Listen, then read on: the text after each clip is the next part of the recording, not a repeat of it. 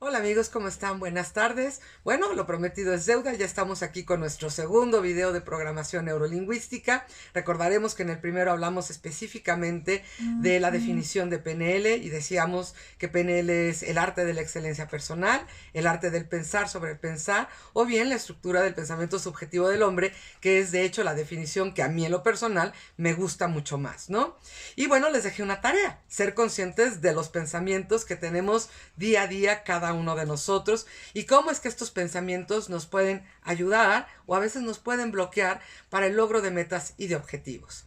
Bueno, pues espero que les haya ido muy bien con su bitácora. Vamos a seguir trabajando con todo esto y hoy vamos a hablar de los supuestos de programación neurolingüística. Como les comenté, PNL, por supuesto, es un modelo que se interesa por cómo cada uno de nuestros pensamientos, de nuestras acciones y de nuestras emociones van a trabajar en equipo aquí, ahora, en este momento, para producir una experiencia. ¿Qué pasa con esto de la experiencia, no?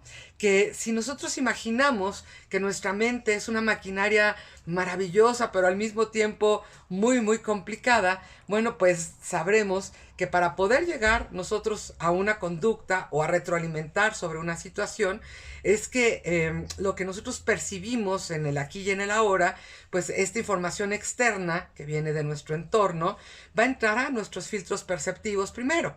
Es decir, como vemos, como oímos, sentimos, olemos, gustamos. Después va a pasar a nuestros procesos internos y posterior a ello va a utilizar toda la información que tienen los archivos que el cerebro ha ido generando, guardando y acomodando. Que no siempre están acomodados de manera ordenada, porque a lo mejor el día de mi titulación de la universidad lo guardé por mi mamá estaba emocionada y no por título, ¿no? Como tal. Entonces, a veces llegar a recuperar la información de manera directa no es tan fácil. Y tiene que ver con esta manera en cómo hemos nosotros guardado o archivado nuestras distintas experiencias, conocimientos, etcétera. Y bueno, nuestro cerebro entonces busca este archivo interno y además se hace una representación. Imaginemos que yo le debo a Juan 100 pesos y entonces venimos caminando por la calle y de repente veo a Juan. Juan me cae súper bien, lo quiero muchísimo, pero mi archivo, lo primero que me pone, antes de que quiero mucho a Juan y que bien me cae y que todo lo demás, es le debo 100 pesos a Juan. Mi conducta, mi archivo, todo mi proceso interno me va a llevar a hacerme una representación interna de que Juan me va a cobrar, cuando a lo mejor Juan ni siquiera se acuerda de los 100 pesos, ¿no? Pero ¿qué va a pasar? Que entonces yo voy a retroalimentar cuando ya me hice esta representación de que Juan me está queriendo cobrar y entonces a lo mejor me vuelto y digo, adiós Juan, y me voy para el otro lado, ¿no? Podría ocurrir. Es decir, vamos a tener comportamientos verbales y no verbales ante una situación determinada. Pero también en esta situación no solamente es lo que yo veo, oigo o siento hacia el exterior y cómo toda esta búsqueda transderivacional y mis archivos internos van a trabajar para que yo dé una conducta. ¿Qué más está influyendo? Pues influyen mis creencias. E incluyen, por supuesto, los valores que yo tengo. Creencias y valores son muy potentes y responden normalmente a la pregunta ¿para qué? Ya después lo vamos a ver cuando hablemos de niveles neurológicos. Habla, por supuesto, también están incluidos aquí mis metaprogramas. Es decir, son aquellas cosas que yo ya he aprendido a hacer y que no me tengo que estar cuestionando cómo se hacen para poder hacer o tener una conducta específica en la realidad, ¿no? Pero también está hablando de mis propias estrategias mentales. Cada uno estructuramos y organizamos nuestra mente de manera completamente diferente. Cada uno somos un programa único. Pero además, cómo nuestra fisiología interviene en cada momento. Y bueno, todo esto en micras de segundos está funcionando para yo dar respuesta y retroalimentar con comportamientos verbales, no verbales, con, por supuesto, acciones muy específicas o una comunicación ya sea con palabras, ¿no? Entonces, todo esto tiene que ver también con cómo nosotros estructuramos la información a partir de nuestro consciente y de nuestro inconsciente.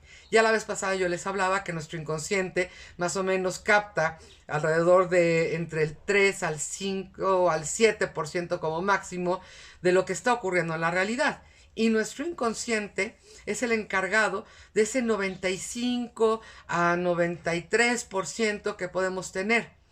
En la parte consciente se encuentra la voluntad y el raciocinio, es decir, me doy cuenta que estoy en este momento platicando con ustedes sobre programación neurolingüística. Pero la otra parte, el 93 o el 95%, es inconsciente. Y obviamente tiene a su cargo la parte del metabolismo, es decir, nuestro sistema respiratorio, el circulatorio, etc. Y tiene que quedar ahí porque imagínense nada más que yo estuviera todo el día dándole órdenes a mi cuerpo, a cada sistema, para que hicieran lo que les corresponde. Por ejemplo, el corazón, diástole, sístole, pues estaría más atenta a eso que a accionar cualquier otra cosa. Por lo tanto, tienen que ser procesos inconscientes. Pero también el inconsciente es literal, no analítico y sin sentido del humor. Por eso es tan importante las palabras que nosotros utilizamos en el día a día, ya sea para referirme a mí mismo o para referirme a los demás o a las circunstancias. Si yo, por ejemplo, me volteo y le digo en son de broma, como muchas veces lo hacemos, ay, fulanito, qué tonto eres, jajaja, y me río porque a lo mejor se cayó una... Bueno, pues a lo mejor fulanito en su consciente va a decir, ay, sí, ¿verdad? Qué gracioso, cómo me pude haber caído. Pero en el inconsciente, el mensaje que está recibiendo es, soy tonto. No nos extrañemos que esta persona después diga de manera muy natural, sin ninguna limitante o sin ningún filtro, que es tonto. Porque se lo hemos dicho a través de muchos ejemplos, de muchas circunstancias en su vida, que es tonto, por supuesto. Y aquí es donde PNL empieza a trabajar con lo que son las premisas o los supuestos de programación neurolingüística que nos pueden ayudar mucho. Y hoy vamos a ver, no creo que nos alcance para ver muchos, pero vamos a ver algunos de ellos. Por ejemplo, nos dice que las personas tenemos todos los recursos para cambiar. Y esto es algo que ya lo sabemos, porque todos los días nuestro cuerpo cambia, se renueva, fisiológicamente nuestras células tienen un código que han aprendido, pero la Maite de hace un año no es la misma que está hoy aquí, por ejemplo. Nos dice también que el sistema o persona con mayor grado de flexibilidad finalmente controlará la interacción. Y este es importantísimo, porque es como ese juego que jugábamos cuando éramos niños, ¿no? Voy derecho y no me quito, si me pegan me desquito. Y se quedó tan grabado en nuestro inconsciente que cuando nosotros planteamos una meta, la meta si no se da exactamente como yo quería, considero que no lo logré, que no obtuve el resultado que yo buscaba. O a lo mejor si la vida nos va poniendo algunas problemas, situaciones, y nos va poniendo algún obstáculo, bueno, pues muchas veces podemos tener hasta pensamientos conscientes que se van hasta el inconsciente de ¿para qué hago planes si yo no lo puedo lograr? Mira nada más, mejor me quedo donde estoy. Pero si mi mente es flexible, lo que va a hacer es replantearse el objetivo y va a buscar la manera en la que sí puede lograr eso que se está proponiendo. Por ejemplo, imaginemos que yo me propuse hacer una maestría, pero estoy casada, tengo hijos y a lo mejor por circunstancias pues no me alcanza el dinero o no. No significa que no voy a hacer la maestría, significa que no es el momento. Incluso en planeación estratégica a esto se le llama postergación estratégica. ¿Qué es? Es ser flexible.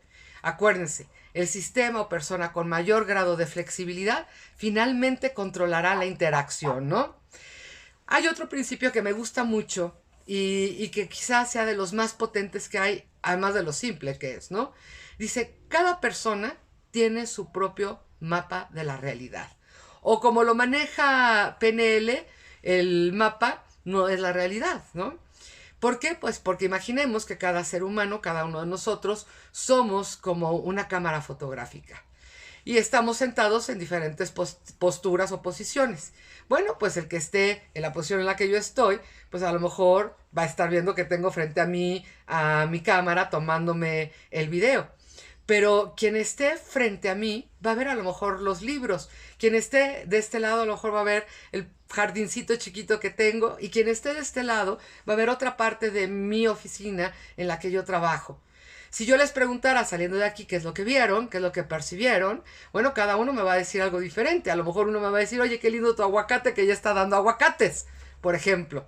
O algún otro me va a decir, oye, este libro que tienes aquí me lo podrías facilitar, me lo podrías prestar. Cada uno se va a ir con un mapa distinto de la realidad. Pero además, ¿por qué?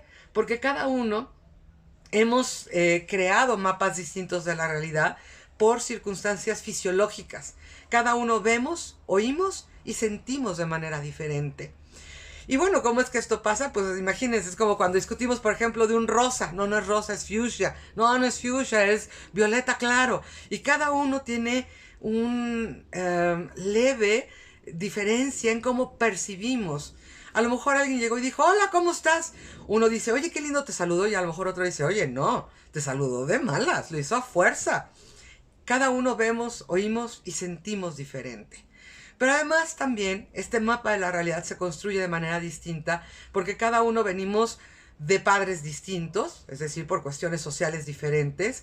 Hemos tenido experiencias y educación distinta, amigos diferentes, y esto por supuesto que marca nuestra experiencia. Si por ejemplo mi papá o mi mamá eran dos hombres, un hombre y una mujer muy inteligentes, con una gran capacidad de ser optimistas, muy trabajadores, pues yo normalmente voy a ver a la vida como una opción, como un campo de opciones, de posibilidades. También tenemos como tercer causa de por qué construimos un mapa de la realidad cada uno de manera muy personal, la parte lingüística. Y bueno, aunque hablamos español, todos los que ahorita me están escuchando, bueno, pues una misma palabra para cada uno de nosotros puede tener significados tan diferentes. Y yo normalmente pongo la palabra amor, ¿no? Como ejemplo. Bueno, a lo mejor cuando yo digo amor, uno va a pensar en el amor de pareja, otro en el amor a los hijos, otro en el amor a la patria, en el amor al estudio o al trabajo. Es decir, cada uno va a tener un mapa de la realidad. Y yo pongo mucho el ejemplo cuando doy los cursos de la palabra frijol, que es muy mexicana, ¿no? Y entonces digo, ¿qué les viene a la mente cuando yo les digo la palabra frijol? Y entonces algunos me dicen, no, pues unos frijolitos machacados o unos frijoles de olla. Bueno, me han llegado a decir que yo me acuerdo, así me dijo un participante, de mi sobrinito el frijolito. Y bueno, entonces nos podemos dar cuenta cómo para cada uno de nosotros una misma palabra puede tener significados completamente distintos. Entonces, resumo un poquito esto de que cada quien tiene su mapa de la realidad. ¿Por qué? Por cuestiones de tipo fisiológicas, por cuestiones de tipo social y por último por cuestiones de tipo lingüística. Por eso es por lo que cada uno hacemos un mapa de la realidad de un mismo momento de manera totalmente diferente. Pero además también PNL nos dice que nuestros recursos internos siempre operan con intención positiva, es decir, con sabiduría interna, y opera constantemente y con inteligencia. ¿Qué quiere decir esto? Que bueno, que nosotros sabemos, y ya sería cuestión de hablar de inteligencia emocional, que estamos diseñados de manera tan maravillosa, genial, que uno de nuestros metaprogramas es la sobrevivencia, ¿no? Entonces, nuestros recursos internos siempre nos van a llevar, por ejemplo, a sobrevivir. Nuestros recursos internos nos van a llevar a aprender. Nuestros recursos internos nos van a llevar a relacionarnos de manera positiva con las personas. Digo, a menos de que no estemos en un mejor momento de nuestras vidas. Puede ocurrir que mi recurso interno sea no relacionarme, porque en ese momento a lo mejor lo que necesito es estar a solas y pensar, y entonces mi sabiduría interna me está diciendo, tranquilízate, piensa, ve hacia adentro. Entonces siempre nuestros recursos internos están pensando de manera que nos van a llevar a obtener resultados siempre positivos, con sabiduría interna para nosotros, ¿no? Hay otra premisa que a mí me gusta mucho que dice que las personas siempre hacen la mejor elección posible al momento de tomar una decisión de acuerdo a los recursos disponibles en ese momento. Y esta es una que me encanta porque la aplicaríamos con la primera, con la de ser flexibles. Yo conozco a muchas personas que viven en el pasado. Es que yo debía haber estudiado en lugar de esta carrera esta otra. Es que no me debía haber casado con fulanito. Es que yo me debía haber ido a vivir a no sé dónde. Bueno, pues vamos a aplicar este principio de que las personas siempre hacen la mejor elección en el momento que la hacen con los recursos disponibles. Cuando elegimos nuestra carrera, por ejemplo, si elegí, no sé, ingeniería, lo que haya sido, fue porque en ese momento mis recursos internos toda mi sabiduría interna estaba trabajando para que yo fuera un arquitecto, un ingeniero, un médico o una abogada, como en mi caso. Y a lo mejor en esos años en los que yo estuve en la escuela, yo estaba fascinada. Yo recuerdo haber estado en mi carrera encantada de la vida y haberme sentado el primer día de clase como diciendo, qué maravilla que puedo aprender esto. Han pasado los años, para mí sigue siendo opción. Pero yo conozco gente que no, que sus carreras llegan los años que no les gustan. En lugar de estarse culpando, en lugar de estar pensando que no hicieron la mejor elección en ese momento, bueno, pues volteamos y vemos nuestro pasado, decimos, qué bueno, en ese momento ser ingeniero era mi mejor alternativa, usé todos mis recursos para ellos, pero a lo mejor hoy me interesa más la pintura, o más la mercadotecnia, o a lo mejor más ser emprendedor. Ah, bueno, pues entonces mis recursos de hoy van a empezar a operar con tal sabiduría que me van a permitir, y además si yo soy flexible, irme a tomar diplomados, maestrías, cursos, todo lo que pueda para aprender lo que hoy necesito para ser quien yo quiero ser o quien yo he decidido que quiero ser. Entonces, estos tres principios a mí en lo personal me parecen maravillosos.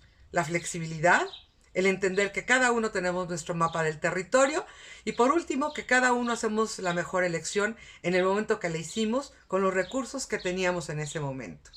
Ahora la tarea para esta semana va a ser, les voy a pedir que revisen entre todo su desarrollo personal, primero, cómo se hablan.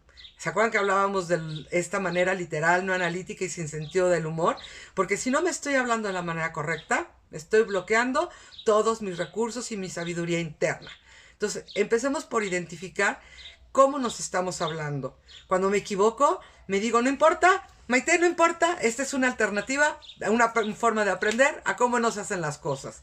O me digo, qué tonta, qué barbaridad, mira nada más, no das una. Vamos a poner atención en esto. Otra tarea que les voy a pedir que hagan es que piensen en esas elecciones que hicieron hace algún tiempo, que hoy siguen siendo elección, qué pasó en ese inter. Y que también piensen en esas elecciones que hicieron hace algún tiempo, pero que hoy ya no son una elección. ¿Y qué tendría yo que hacer para que lo que yo soy hoy llegue a ser quien quiere ser? Aplicando el principio de flexibilidad, de sabiduría interna y de elección personal. Bueno, pues ha sido como siempre un gusto. Recuerden que seguimos todavía en esta parte de la contingencia sanitaria, por lo tanto cuidémonos, cuidemos mucho a los que están a nuestro alrededor, seamos prudentes en nuestras conductas y en nuestras acciones, hablemosle a alguien que hace mucho no lo hacíamos y sobre todo tenemos este tiempo para pensar, para reflexionar y para trabajar con nosotros y decidir quién yo quiero ser. Y acuérdense, yo me quedo en casa. Que tengan una excelente semana.